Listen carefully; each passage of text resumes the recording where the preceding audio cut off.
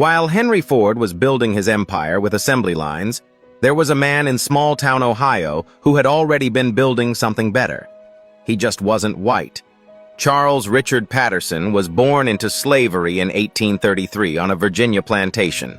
By 1873, he owned a thriving carriage business. By 1893, he'd built it into one of the most respected manufacturing companies in America. According to the Automotive Hall of Fame records, Patterson mastered not just the craft, he mastered the business. And he did it in a town many of his competitors never even heard of, Greenfield, Ohio. But here's the part they erased from history. When Patterson's son Frederick wanted to attend the all-white Greenfield High School in 1886, the school board said no. Charles Patterson didn't accept that answer. He sued the school board. In a time when a black man legally couldn't file a lawsuit, when the entire court system was designed to reject his claim before it was even heard, Patterson won. His son Frederick graduated from that school. Then he went to Ohio State University where, according to the Ohio State historical records, he was the first African American to play on the varsity football team. This wasn't luck. This was a family that refused to accept the system as it was built. When Frederick's father died in 1910, Frederick took over C.R. Patterson Sons. The company had been successful for decades, but Frederick saw what everyone else could see. Horses were becoming obsolete.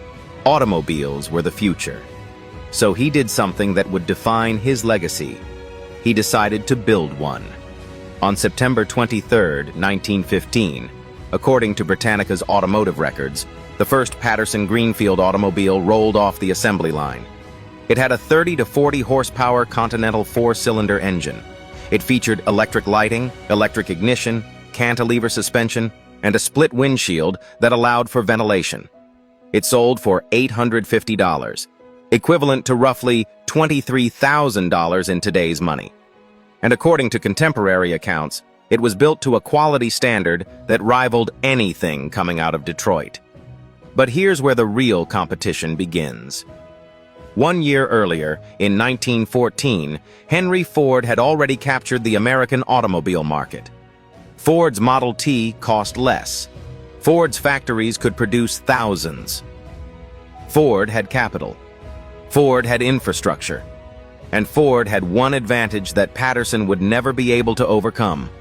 Ford was white, and banks would finance him accordingly. Patterson couldn't get the financing to compete. According to the National Inventors Hall of Fame, C.R. Patterson Sons built between 30 and 150 vehicles before the decision was made. Estimates vary. Some sources say as many as 150 cars were manufactured. But what's certain is this: none of them survived.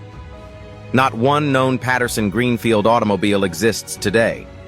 Every single car was either scrapped, melted down for parts, or lost to time. Think about what that means.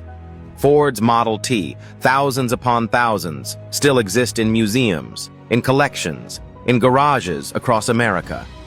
But a car that was potentially superior in engineering? A car that required custom craftsmanship and 2 weeks of labor to build? A car made by black hands in defiance of a system designed to exclude them? Erased. Completely erased. But Frederick Patterson didn't close his doors. According to the Greenfield Historical Society, when he couldn't compete with Ford on volume, he pivoted. The company shifted to manufacturing bus and truck bodies. By the 1920s, at its height, Patterson Sons employed over 70 people in an integrated workforce, which was extraordinary for that era, and produced up to 500 buses per month. At one point, according to historical records, 1/3 of all school buses in Ohio, Indiana, Kentucky, West Virginia, and Pennsylvania came from Patterson's factory in Greenfield. 1/3. The company didn't die because Frederick Patterson failed. It died because the Great Depression crushed his customers. It died because Frederick passed away in 1932, and his son Postel couldn't carry the weight alone. And in 1939, 74 years after Charles Patterson first escaped slavery and built a carriage empire, the doors closed. But here's what they can't erase. In 2021, both Charles Richard Patterson and Frederick Douglass Patterson were inducted into the Automotive Hall of Fame. Not as footnotes, as innovators, as pioneers, the only African-American automobile manufacturers in United States history, the only black-owned auto company ever built and operated in this nation. Charles Patterson escaped slavery and built an empire. Frederick Patterson built a car that competed with Ford, and even though every single Patterson-Greenfield automobile was erased from existence, the Patterson legacy refused to disappear. What does it say about American history that the story of a black family building a car that rivaled Ford's gets buried so completely that no one even knows it existed? And what would have happened if Frederick had the same access to capital that Ford received? Drop your thoughts below. This is the hidden history they hoped you'd never find.